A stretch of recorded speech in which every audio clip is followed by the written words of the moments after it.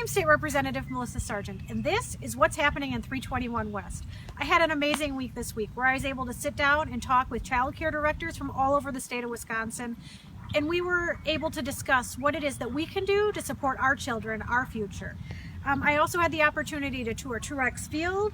I visited 4 elementary schools where I heard firsthand from our students about what it is that they dream for our state and its future.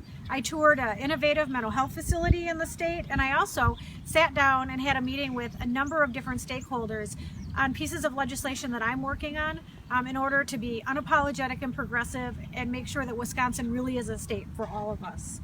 I'm going to highlight the good, the bad, and the ugly now. The good, I serve on the Energy and Utilities Committee. We've talked a little bit about the expansion of broadband bill that I had grave concerns about. Well, guess what? This week I was able to offer an amendment on that committee to that piece of legislation, and the Republicans took it. So now we're not picking winners and losers in our schools. I was really excited about that.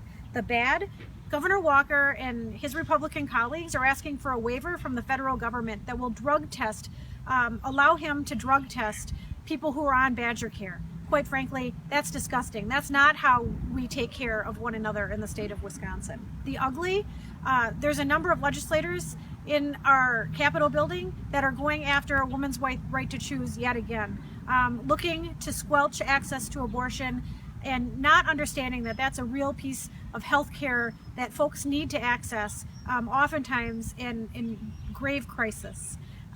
Really ugly piece of legislation. We had a busy week in the Sargent office where we put out our latest e-newsletter, the Sargent Voice.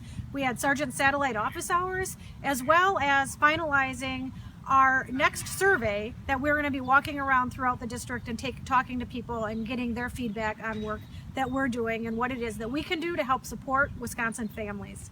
That's what's happening at 321 West.